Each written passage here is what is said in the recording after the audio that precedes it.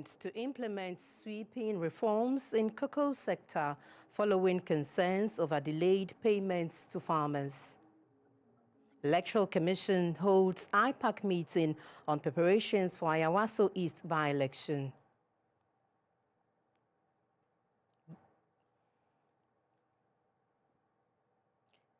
Ghana Union of Traders Association, GUTA, calls on government to review new value-added tax. And U.S. to deploy 200 troops to Nigeria to combat Islamist militants.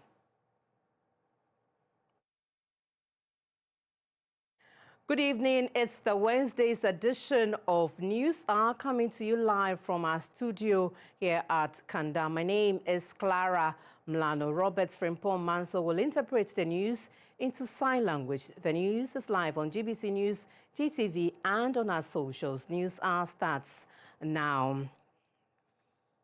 The Minister of Finance, Dr. Kasiel Atuforsen, is set to address Ghanaians tomorrow, Thursday, February 12, on far-reaching measures adopted at an emergency cabinet meeting held at the presidency in Accra. The Minister of State in charge of government communications, Mr. Felix Kwakye-Fosu, told journalists that after the meeting, that the decisions include expedited payments to cocoa farmers, enhanced value addition, and wide-ranging reforms at the Ghana Cocoa Board. Cocoa sector is currently grappling with significant financial and operational challenges, including delays in payments to farmers, funding constraints, and structural concerns within the Ghana Cocoa Board. Reports of unpaid deliveries have raised concerns about farmer livelihoods and the sustainability of the production levels.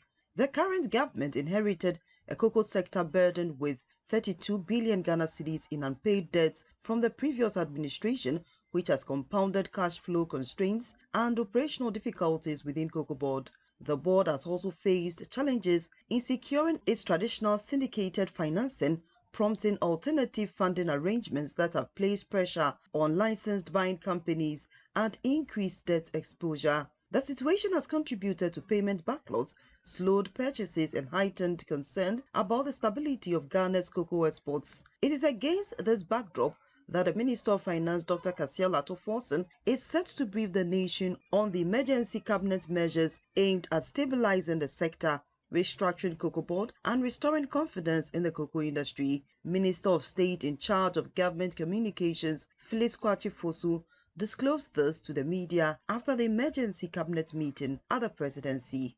As advertised yesterday, we have concluded a lengthy cabinet meeting, which was an emergency session that discussed the cocoa sector and matters arising there. And at the end of the emergency session, decisive measures have been agreed upon regarding expedited payments of cocoa farmers, regarding the implementation of the most drastic reforms in the cocoa sector, with a view to achieving quantum leaps in domestic processing of cocoa as opposed to export of raw materials, and various reforms to be carried out at Cocoa Board in order to ensure more effective administration and management of the cocoa sector.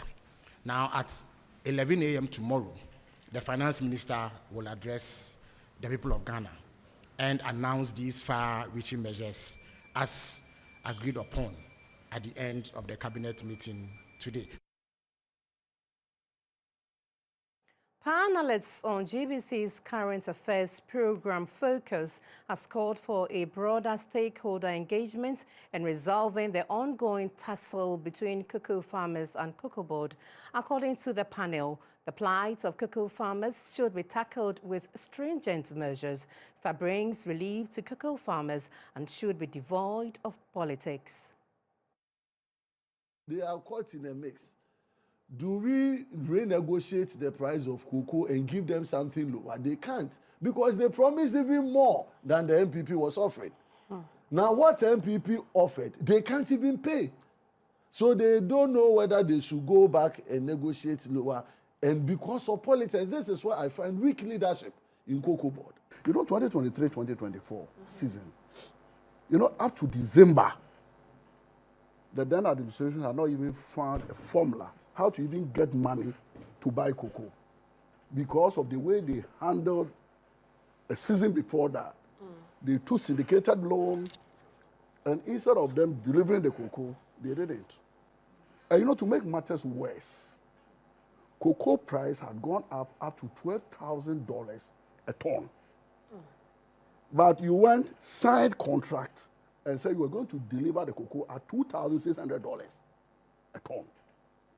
And you'll be quit to this administration, about 336,000 tons of cocoa that you are taking the money, yet did not deliver to the suppliers. Away from cocoa issues, the Electoral Commission on Wednesday held a meeting of the Inter-Party Advisory Committee, IPAC, on preparations for the upcoming Ayawaso East by-election. Major political parties participating in the by-election have expressed satisfaction in the EC's laid-down procedures for March 3. The NDC and NPP are confident of victory. My colleague Maurice Obete has more in this report. Exclusively was to discuss preparations towards Ayawaso East by-elections, which is scheduled for March 3. And so we spoke to the Director of Elections of the NDC and the MPP. What we're hearing is that moving into the Ayawaso by-elections, the EC has decided to introduce a mechanism that is able to capture the results live digitally, so that the incidents we had in previous elections where hooligans, party members, and unknown persons could capture election materials, so we are unable to get the full complement of results, will become a thing of the past. So in the Ayawaso East by-elections, the EC is going to be piloting that. And the New Patriotic Party is in full support. A situation where results get destroyed by hoodlums will be a thing of the past. And so we will support the EC to file a new CI to give a legal backing to an arrangement where results will be collected electronically to collaborate with the manual transmission of election results. I think by and large, sides NDC and NPP very much confident to win the Ayawaso East elections.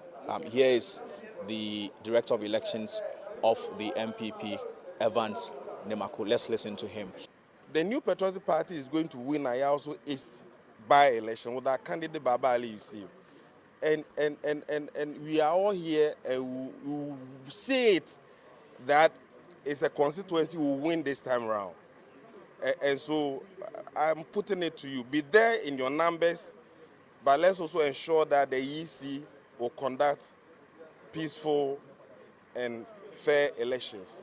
We will call on all stakeholders, especially the police, to ensure that there's peace in this process. We don't want to see what happened in Equatia. We are ready. We have filed our candidate today. As we speak now, we have officially filed. We are going to win. Our aim is to increase the margin. I mean, that is what we are going in. It's not about winning. It's about increasing the margin. We got the last time we were 22,000 plus. We are expecting to go further, at least to about 25,000 more, because of the good works of His Excellency John Dramani Mahama and what the party is doing for the good people of Ayawaso and all that. So we are expecting a very massive win. We're thinking our opponents will just chicken out. I mean, naturally, because it's not a place for them to come and waste anybody's time. But since they are coming, let them come. We'll give them the heaviest defeats in their life as a political party, MPP. So we are. NDC's parliamentary candidates for Ayawaso East, Mr. Baba Jamal Ahmed Mohammed, has submitted his nomination at the Greater Accra Regional Office of the Electoral Commission on Wednesday, February 11, 2026. The process comes hours after the party's National Functional Executive Committee cleared him to contest the by-election despite allegations of vote buying that emerged following the NDC's parliamentary primary held on February 11. February 7. I am very pleased and thankful to all of you for making time to meet me here today on the filing of my nomination as the parliamentary candidate for the NDC in the upcoming by-election in Nima. Let me start first by thanking Almighty Allah for taking me through this very, very difficult time and bringing me this far. I also want to extend my thanks, sincere thanks to the President of the Republic of Ghana, John Dramani Mahama, for finding me worthy of going to Nigeria to represent our country. I want to also thank the National Chairman and the General Secretary and all FEC members for their support and decision to maintain me as the parliamentary candidate for this by-election. I want to thank the regional executives and the constituency executives for their support. And more importantly, the Ni Odogwa, the chief of Nima, and the Zongo chiefs of East Ayawasu, led by Serki Louis. Nobody has any intention. As I said, I am not motivated by materialistic things. I'm motivated by service and service to mankind. That's why I'm here. That's why I left Nigeria to come and serve. I am here to serve, and I'll do my best as a human being, together with my friends, the other contestants, the constituency executive, the regional executive, and the national executives, to ensure that the best comes out of me in the interest of this country. Now to the presidency, where President John Mahama has officially inaugurated a 12-member presidential advisory group on the economy, taxing its members to provide independent, evidence-based counsel to steer Ghana through debt stress towards recovery, reliance, and inclusive growth. Speaking at the inauguration ceremony at the presidency, the president said the reconstituted advisory board would play a critical role in restoring fiscal discipline, rebuilding investor confidence, and guiding key national initiatives, including the 24-hour economy and accelerated export development program. Noted that Page previously existed under former President John Evans Atta Mills during his earlier tenure, and said the current structure has been strengthened to streamline economic governance by removing overlapping bodies, including the former Economic Management Team. The 12-member Presidential Advisory on the Economy Page comprises former finance ministers, private sector leaders, industrialists, and academics, bringing together extended expertise to advise on Ghana's economic policies.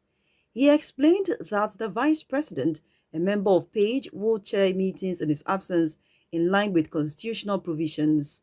The group will work alongside the Economic Policy Coordinating Committee, jointly chaired by the Minister of Finance and the Governor of the Bank of Ghana, which continues to serve as a key technical platform for supporting economic decision-making. The mandate of Page, as outlined in your letters of appointment and accompanying public release, is both clear and consequential. You're expected to provide strategic counsel on macroeconomic management, fiscal consolidation, debt sustainability, and the coherence between fiscal and monetary policy. You are to advise on structural transformation, industrial development, competitiveness, and export-led growth strategy. Page is also charged with offering guidance on sectoral development, private sector expansion, investment mobilization, and sustainable job creation, while supporting the design and implementation of flagship national initiatives, including the 24-hour economy, the Accelerated Export Development Program, and other productivity-enhancing reforms. President Mahama tasked Page with driving economic reforms and restoring fiscal discipline and credibility. I want you to be part of the solution and ultimately part of the success story we must now write. Your counsel must help us rebuild credibility, restore fiscal discipline, attract investment, re-anchor expectations, and re-establish Ghana as a serious, predictable, and competitive economy. This is not simply about recovery. It is about institutional reform, structural transformation, and a permanent reset of our economic governance culture. Page Chair, Professor Nana Jane Opoku-Agyeman, thanked President Mahama for establishing Page, noting the need to use the moment not just for recovery, but to reset Ghana's economic direction. Economic transformation is a national project. It requires discipline, trust, and shared responsibility across the government, the private sector, labor, civil society, and development partners. Our pledge is to provide independent, thorough, and practical leadership to support this collective effort. We want to thank you again, Your Excellency, for the trust you have placed in us, and we have every determination to uphold it. Thank you very much. The 12-member Presidential Advisory Group on the Economy, Page, is chaired by Professor Jane Nana Opoku-Agyeman, with other members including Mr. Ishmael Yamson, Mr. Kwabena Pienim, Ms. Nana Oyema Nsah-Yeboah, Dr. Kwabena Dufour, Sir Samuel Isonjona, Mr. Ato Brown, Dr. Henry A. Kofi Wampa, Toby Apede, Ms. Abna Amwa, Professor Priscilla Chumesi Bafo, and Professor Patient Asiwe Abo. President John Mahama has cautioned that Ghana's current debt pressures, despite previously benefiting from HIPC relief, highlights the urgent need for a fundamental reset in fiscal discipline and economic governance. Speaking at the inauguration of the Presidential Advisory Group on the Economy, the president said the country must confront uncomfortable lessons from its fiscal trajectory. The president noted that the erosion of financial buffers, policy inconsistencies in the petroleum sector, weak governance of state-owned enterprises, and funding constraints at Cocoa Board have exposed structural vulnerabilities in the economy. As a nation, we find ourselves again in debt distress after having previously declared HIPC and solemnly assuring ourselves that we will never return to such a position. That experience should have permanently altered our fiscal culture. Unfortunately, instead, we dissipated significant buffers and stabilizers that would have shielded our citizens from the painful domestic debt haircuts that they ultimately had to endure. We must confront this reality honestly. After investing in 3 oil fields and positioning ourselves as an emerging petroleum economy, we allowed policy inconsistency and investor uncertainty to drive existing and potential investors to competing jurisdictions. The result has been a declining trajectory of crude oil output at a time when we should have been consolidating gains and building resilience for the energy transition. Our handling of state-owned enterprises has also been uneven and at times haphazard. Weak governance frameworks, political interference, and inadequate financial discipline undermined institutions that were once engines of stability and credibility. We failed to raise sustainable funding for cocoa and the Cocoa Board's capacity to syndicate effectively, something it had done successfully since the early 1990s, and this was severely impaired. These are not points of blame, they are lessons in responsibility. Vice President and Chair of the Presidential Advisory Group on the Economy, Professor Nana Jane Opoku-Agyeman, has urged the group to ensure that Ghana's economic policies deliver real benefits to citizens. She emphasized stability for teachers and nurses, fair markets for farmers, access to credit for traders, opportunities for youth, especially women, and security and dignity for the elderly, stressing that economic transformation must improve everyday life for all Ghanaians. As a lifelong teacher myself, I would like to respectfully leave my esteemed colleagues and myself with our first piece of homework. That is, for us to constantly reflect on what the term the economy should mean to our fellow citizens. Beyond an abstract concept, it should mean many things, including the following: stability for the teacher in the classroom and the nurse on night duty, fair prices and reliable markets for the farmer, predictable costs and access to credit to the trader and small business owner, stable incomes and affordable housing and transport for the worker, opportunities and skills for the young person, especially the women, security for the laborer, and decent care for the elderly. In short, our task is sobering. That is, to conceptualize the kind of support that makes their economy feel less distant and more everyday possibility. To arrive at a reality where effort is rewarded, risks are shared, and honest work is not invisible, we must remember the concrete effects of the economy on our people's lives, such as the safety of their water, the reliability of electricity powering their aspirations, and the dignity of their work. Karachi West MP Reverend Helen Ntoso is calling for urgent action to tighten safety on the country's waterways following a tragic boat accident on the Volta Lake that claimed 16 lives, including 11 children. This painful tragedy serves as yet another reminder of the urgent need to enforce strict safety standards on our waterways. We must ensure that boats are not overloaded, that operators are properly trained and licensed, and that every passenger wears a life jacket before boarding. In this regard, Mr. Speaker, I wish to once again make a passionate appeal to the government, corporate organizations, benevolent individuals, and NGOs to come to the aid of the people of Karachi West by donating more life jackets to our island communities and other settlements along the riverbanks, whose only means of transportation is by water.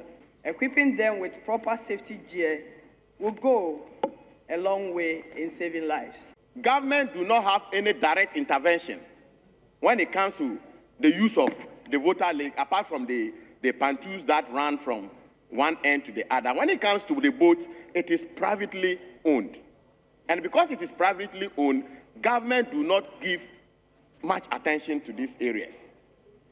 She just spoke about the life jackets. Mr. Speaker, most of the people that uses the lake do not put on their life jackets. So Now to a special report for the day. In Ghana, marriage has traditionally been regarded as a lifelong commitment meant to weather hardships and stand the test of time. While many unions continue to endure, divorce is increasingly becoming more visible and openly discussed in everyday life. From official statistics, although the percentage of divorced individuals in the population has decreased, the actual number of marriages dissolving has risen significantly, highlighting a complex and often misunderstood trend. Still adorn the walls and congratulatory messages linger online, yet the vows have been broken. Across Ghana, marriages are dissolving at an unprecedented rate, with some unions ending in mere months, a stark contrast to the decades-long durations of the past. Most people just ignore the red flags. The red flags are there clearly, and people just choose to do away with it or ignore it just because they want to get married or they are in a hurry to get married. Divorce has evolved into a pervasive social phenomenon, extending beyond personal heartbreak to affect families and communities. Despite the sanctity of marriage, celebrated as a promise between individuals, families, and a higher power, many unions quietly collapse, leaving lasting emotional and economic scars. The legal process of divorce not only terminates spousal obligations, but also addresses critical issues such as child custody, alimony, property division, and remarriage. Yet, the journey to divorce is often complex and fraught with challenges, rarely following a straightforward path. When it comes to the marriage ordinance, that one, there's a strict rule.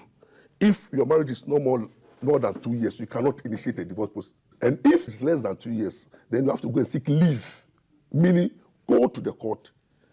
Tell the judge that, my lord, I'm married to this man, but less than 2 years, what I'm going through, if you allow me to stay in this marriage, I can't survive. From official data, a paradoxical trend in Ghana's marriage landscape is evident. According to the Ghana Demographic and Health Survey, GDHS, and the 2021 Population and Housing Census, the number of dissolved marriages has increased nearly tenfold, from approximately 56,000 in 2010 to over 550,000 in 2021.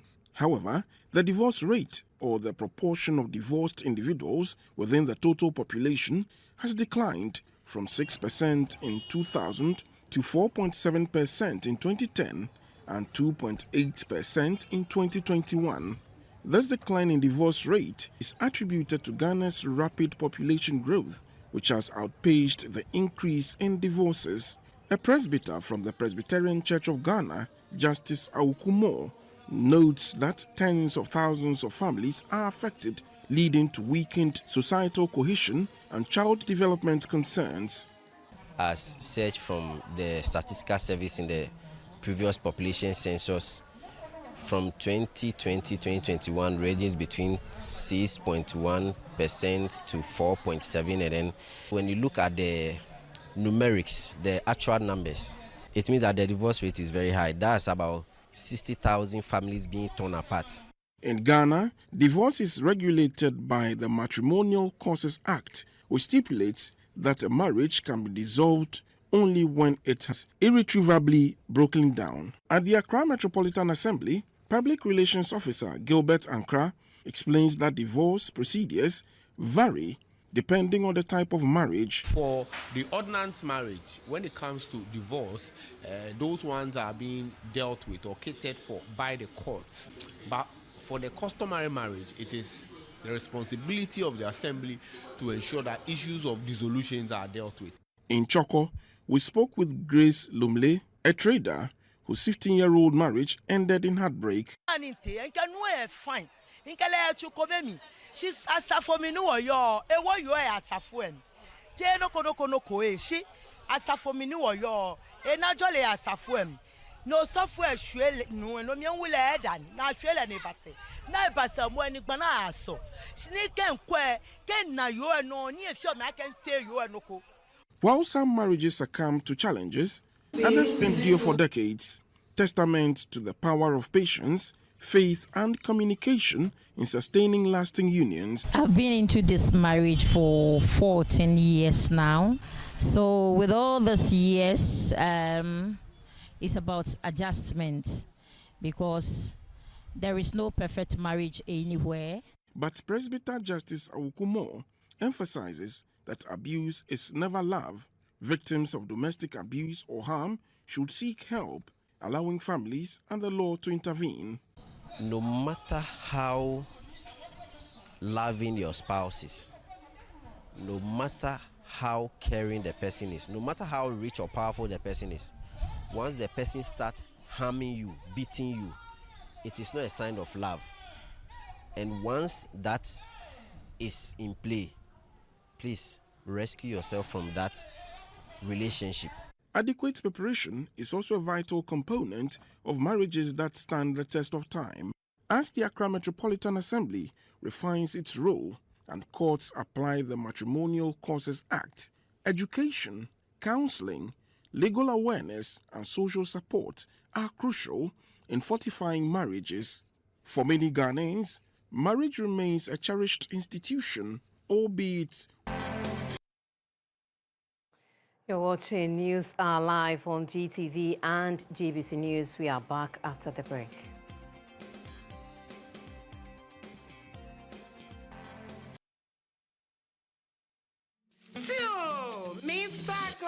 Misaka, and Namu was a summer brabo, and it can afford you now, swab brabo, canino, na anti sacro.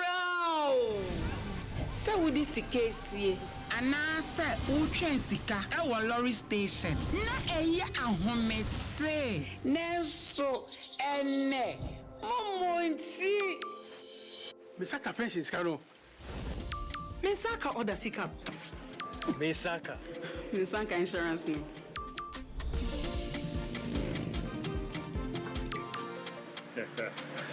Mesaka loan. Momo fugusuri ye edwumaden di aboye nyina ye sika ho ban. Se MTN ana momo dwumaye ni befrewa or the 0244 300,000 ene befrew. Na numpo orin bitsaw one time password ana se pin code enti wonso ye wa femu je na ma wani na ho na wonsa enka wo mu.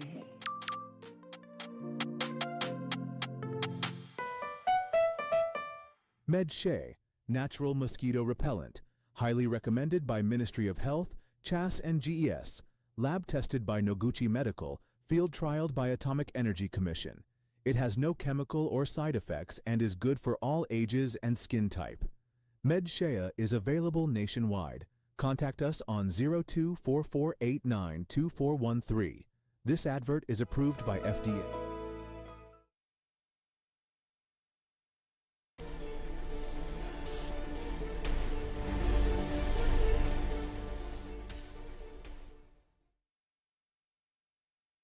Welcome to the business segment of the news. The Ghana Union of Traders Association, GUTA, has called on the government to urgently review the Act 1151 and introduce a simplified 3-4% VAT for the informal sector or phase thereof.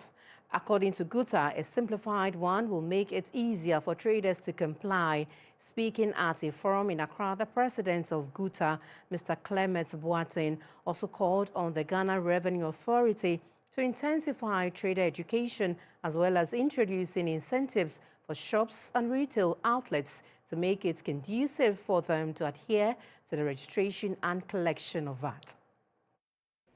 Prior to the government's presentation of the 2026 budget to Parliament, GUTA submitted its input as requested by the Ministry of Finance, highlighting concerns about the abolition of the flat rates. Unfortunately, our concerns were not taken on board. Following the budget presentation, we met with GRA and highlighted several implementation challenges. Despite our efforts, GRA has not respected the resolution that all of us agreed on. Instead, they have formed a task force to harass and coerce traders into submission. This move undermines our agreement to issue a joint press release announcing our resolutions. GRA stands that VAT is a consumption tax, implying it is a tax for the final consumer, is concerning, especially when consumers are requesting price reduction due to stable economic numbers. Well, the Ghana Revenue Authority has responded to concerns raised by the Abusokai Spare Parts Traders Association over the implementation of the new Value-Added Tax Act 2025, Act 1151, insisting that the reforms will not lead to higher consumer prices or distort competition. In a statement dated February 10, 2026, the authority said it had the concerns stem from a fundamental misunderstanding of how the new VAT system operates. In the release, the GRA noted with concern claims that the revised VAT structure would impose an unfair burden on spare parts dealers, addressing the shift from the fourth flat rate scheme to the 20% standard VAT rate. The GRA maintained that the change should not result in increased prices if properly applied. Using an illustration based on the 500 Ghana cedis item with a 20% profit margin, the authority said the final price to the customer under the old regime would have been 760.66 Ghana cedis compared to 720 Ghana cedis under the new system.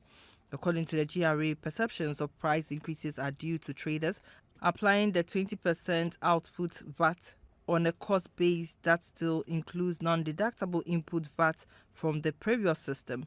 On concerns about the increased VAT registration threshold, now set at 750,000 Ghana cedis, the authority dismissed suggestions of market distortion.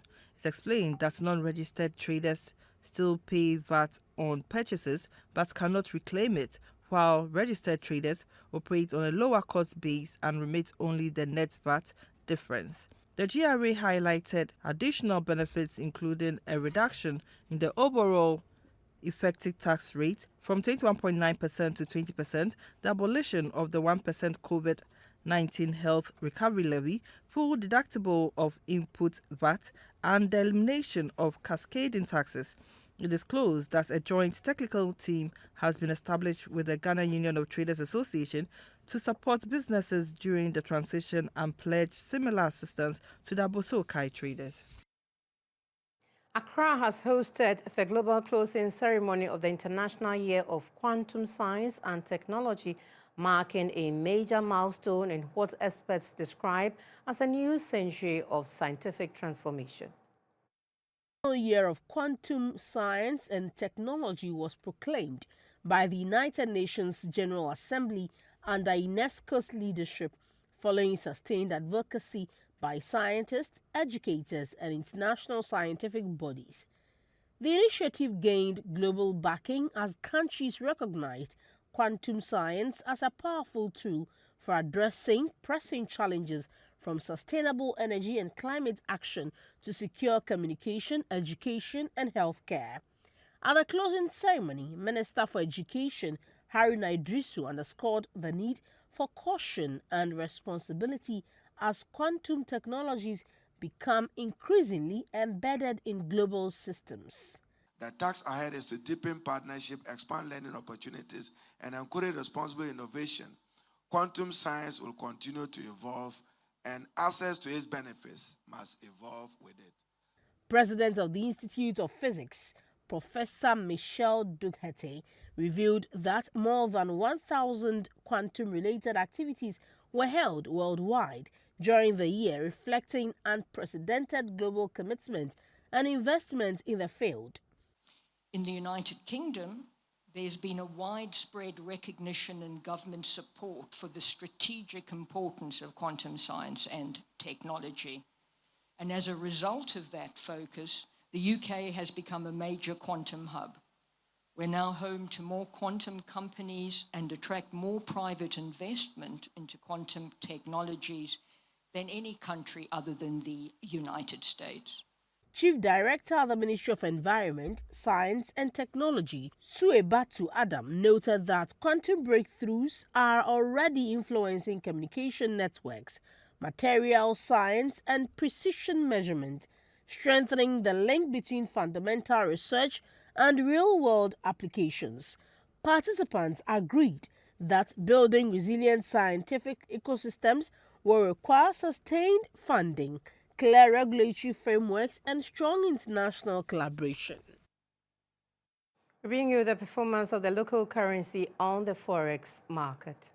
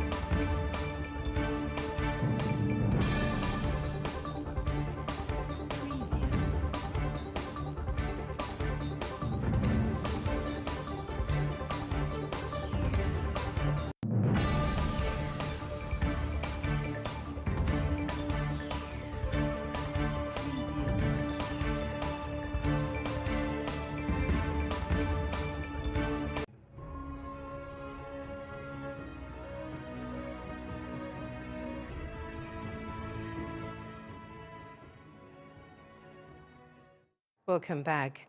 The Energy Commission has announced the appointment of Madam Adwoa Serwah-Bonzi as the acting Executive Secretary of the Commission. She takes over from Mrs. Eunice Breccium.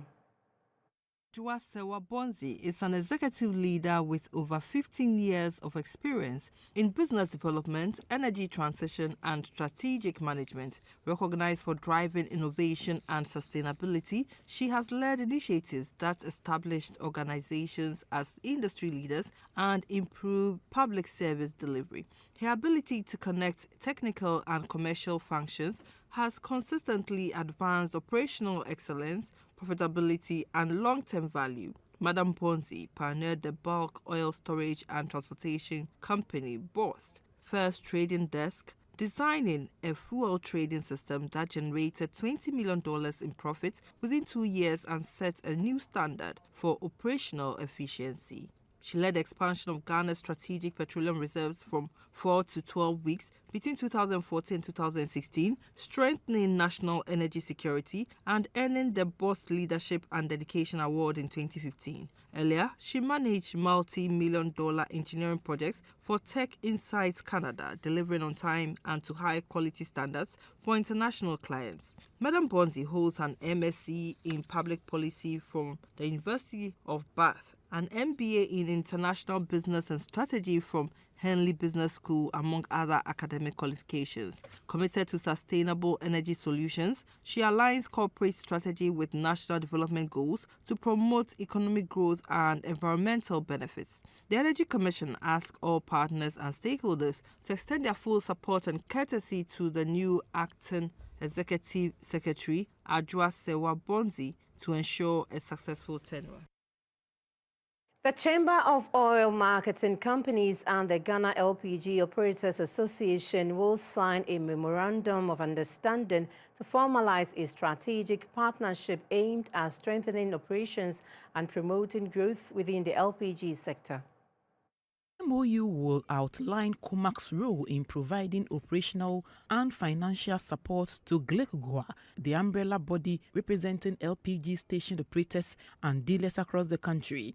The agreement is expected to enhance institutional capacity and improve efficiency among LPG operators in line with Ghana's broader energy transition agenda. COMAC acknowledged GLECGOA as a critical stakeholder, particularly as Ghana intensifies efforts to promote cleaner cooking fuels and reduce reliance on more polluting energy sources. During the engagement, discussions focused on how COMAC can offer strategic assistance to strengthen GLECGOA's overall effectiveness. The talks were described as productive, culminating in a pledge from the COMAC board. COMAC said the partnership reflects its commitment to industry collaboration and the sustainable growth of the LPG sector. Both organizations are confident that the MOU will advance the interests of LPG operators while contributing to the long-term development and sustainability of Ghana's energy sector.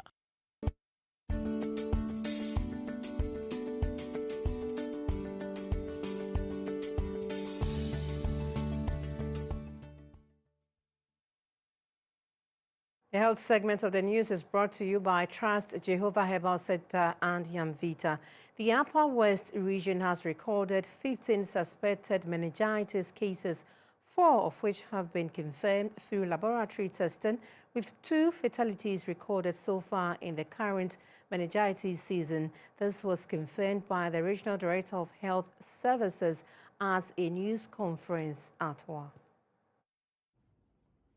Currently, as we speak, we are in another meningitis season. But the season started last year, I think the last week of October, and it's expected to end somewhere in April. For every meningitis season, usually we want as much as possible to identify the cases early, ensure that they have access to treatment,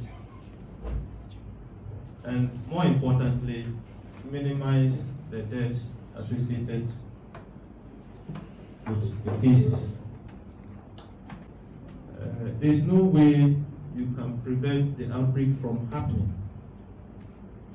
Outbreaks are unpredictable, but you must always be prepared to respond early so that you can minimize any negative outcomes that may occur as a result of the outbreak. The global fight against HIV and AIDS has entered a decisive phase under the UNAIDS framework. Countries are working to achieve the 95-95-95 targets, which seeks to ensure that 95% of people living with HIV know their status, 95% of those diagnosed are on treatment, and 95% of those on treatment achieve viral suppression. Ghana has committed itself to the global UNAIDS 95-95-95 targets to end AIDS, a public health threat, by the year 2030. In the Volta region, health authorities and partners say progress is being made, even though challenges remain. In this report, the Volta Regional Technical Coordinator of the Ghana AIDS Commission, Mary Na Ashley Anyomi, outlines the region's current HIV situation and how it fits into the national drive towards the 95-95-95 targets. This report is by Volta Regional Correspondent Jones Alima. The latest national HIV estimates for 2024 placed the Volta region 8th out of the 16 regions of the country, with an HIV prevalence rate of 1.58% among adults aged 15 to 49. Health officials say the data guides how limited resources are deployed. Because we have insufficient resources to implement HIV activities wholesale everywhere, we need to prioritize. And then based upon the issues, we know exactly where to go to implement programs. The HIV burden is significantly higher among key populations, influencing the region's targeted intervention approach. The last time the survey was done was in 2019. When you take 100 people, 5 people are likely to be HIV positive because the prevalence is 4.3%. Then you take the men who have sex with men. The last time the survey was done was in 2022.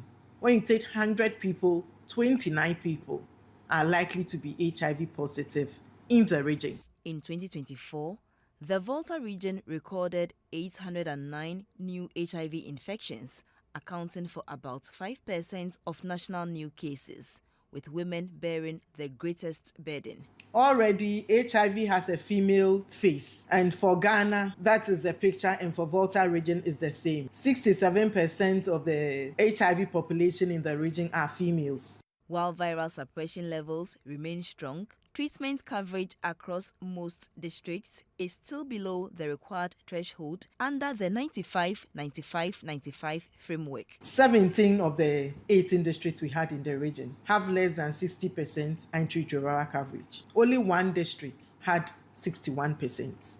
We are focusing on treatment because treatment is a form of prevention. Authorities are scaling up testing at festivals and markets, strengthening school-based education, and increasing district-level funding for HIV programs. Despite these efforts, stigma and discrimination continue to discourage testing and treatment. As Ghana counts down to 2030, health officials in the Volta region say sustained public education, expanded treatment coverage, and the fight against stigma will be critical to achieving the UNAIDS 95-95-95 targets and ending AIDS as a public health threat. This segment of the news is brought to you by Trust Jehovah Herbal Center and Yamvita. MedShay, natural mosquito repellent, highly recommended by Ministry of Health, CHAS and GES, lab tested by Noguchi Medical, field trialed by Atomic Energy Commission. It has no chemical or side effects and is good for all ages and skin type. MedShay is available nationwide. Contact us on 0244892413. This advert is approved by FDA.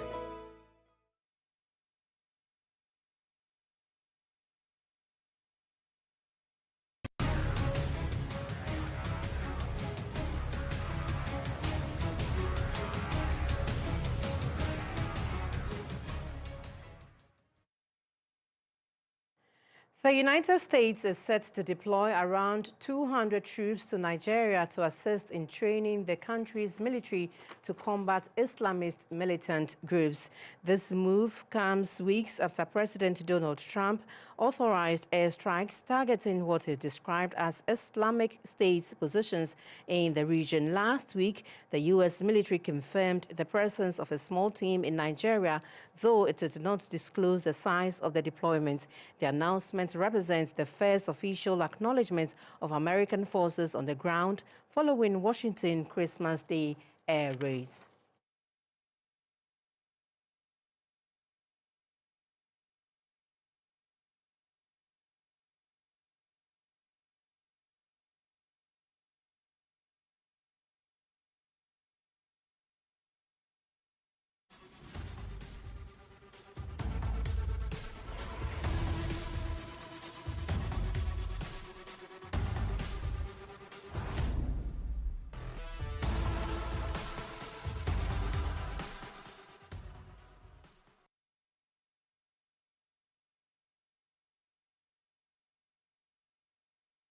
"20 Black princesses, along with their technical team, departed Accra late Tuesday, February 10, 2026, bound for South Africa for the second leg of the 2026 FIFA Under-20 Women's World Cup qualifier. The team is positive of returning with victory.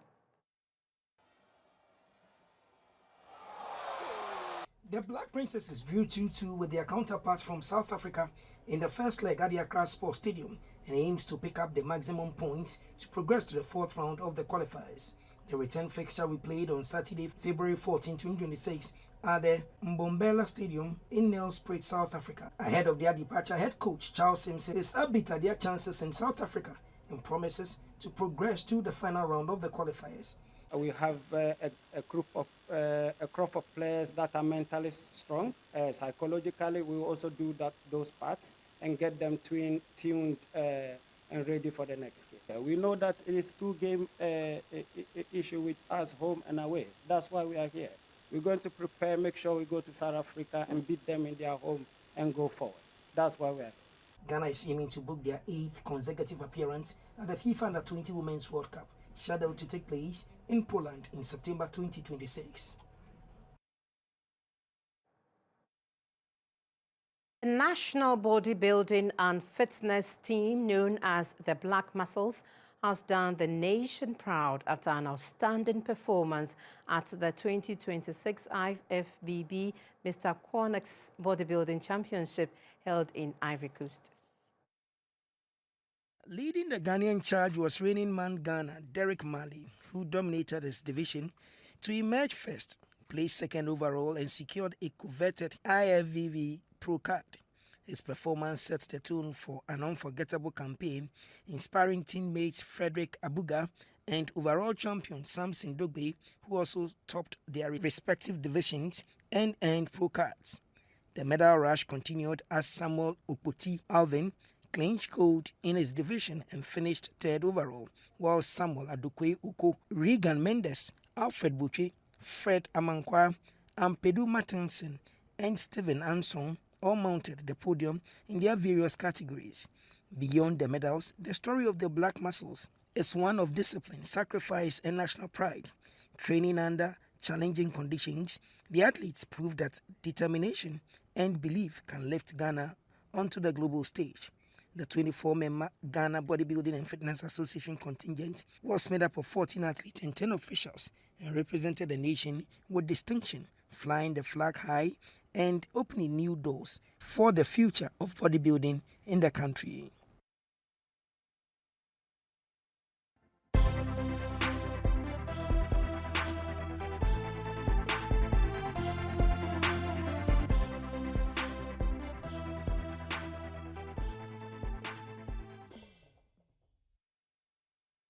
In the world of arts and entertainment, Ghana's iconic Fugu or Smoke is making waves, still in the spotlight and sparking friendly regional banter with Zambia. This was after President Mahama donned the traditional attire. To showcase the country's rich identity, the Tourism Ministry has proposed a weekly celebration every Wednesday dedicated to rocking the fugu in all its vibrant forms and designs. The call to action is to embrace the outfits paired with its standing accessories and flaunt Ghana's cultural pride on the global stage. On the inaugural Fugu Wednesday, Ghanaians nationwide answered the call, stepping out in style to celebrate their heritage. Fugu or Batakari is a vibrant emblem of northern Ghana's rich heritage. This striking attire is born from hand-woven, narrow strips of thick cotton fabric carefully stitched together to form a structured poncho-style masterpiece. Reserved for traditional leaders and worn with pride by ordinary citizens, the fugu is a powerful symbol of royalty and authority. In some cases, the fugu is seen as a war attire worn by royals, with several archival pictures showing the famous Ashanti queen Ya Asantua in a Batakari. Behind the fugu's striking silhouette, designers and fashion enthusiasts reveal a world of cultural richness and artistry. They lauded the smoke's beauty, versatility, and deep-rooted significance. A key distinction lies in the craftsmanship. Handmade fugu, woven with love and precision, with unique textures and durability, whereas machine-made versions offer a more accessible yet still stylish alternative. Either way, the fugu's cultural prestige remains unmistakable, a wearable celebration of Ghana's heritage.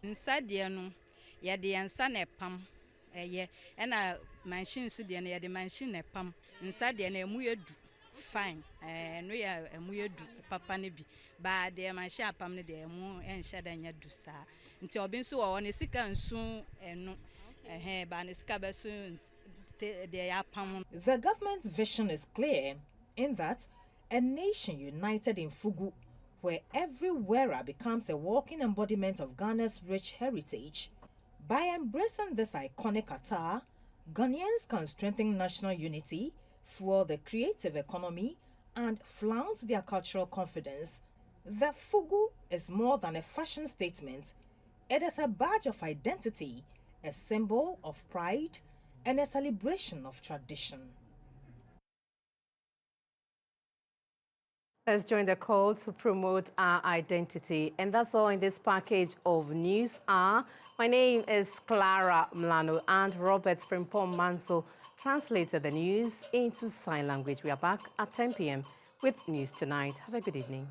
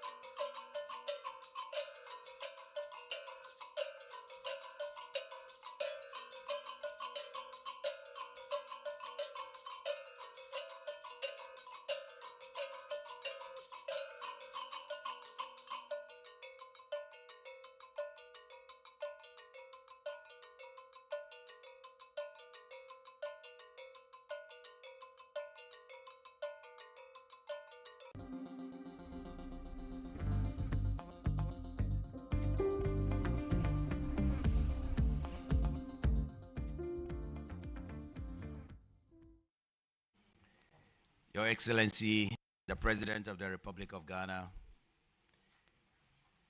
Your Excellency, the Vice President of the Republic of Ghana, the Right Honorable Speaker of the Parliament of Ghana, Honorable Chief of Staff, Minister for Finance, and other ministers here present, our cherished statesmen and women to be seen today, senior government officials, distinguished invited guests, friends from the media, ladies and gentlemen, good morning. On behalf of His Excellency the President, it is my honor to welcome all of you to the presidency on this special occasion. our attention has been drawn to the fact that since it's an advisory body, there wouldn't be any need for us to swear any oath. So please, let's take that one out of the program. Thank you for your kind cooperation, please. Your Excellency, distinguished guests, today's ceremony underscores a fundamental commitment of President Mahama's government to harness the very best of Ghanaian expertise for the critical task of building a resilient economy for a sustainable national development. Your Excellency, with your permission, may I now introduce members of the Presidential Advisory Group on the Economy. First, we have Her Excellency Professor Jane Nana Opoku Ajeman, Vice President of the Republic.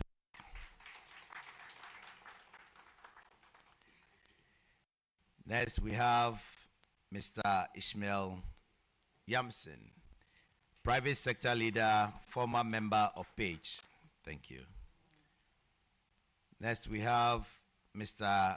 Kwame Pianin, Economist and Private Sector Leader and former member of PAGE. Next, we have Ms. Nana Oye Mansa Yeboah, former Deputy Minister for Finance and Deputy Minister for Trade and Industry and former member of PAGE. Shall we please acknowledge her? Next, we have Dr. Kobna Dufour, economist, former governor of the Bank of Ghana and former Minister for Finance. Next, we have Sir Sam Eson Dona, private sector leader and industrialist.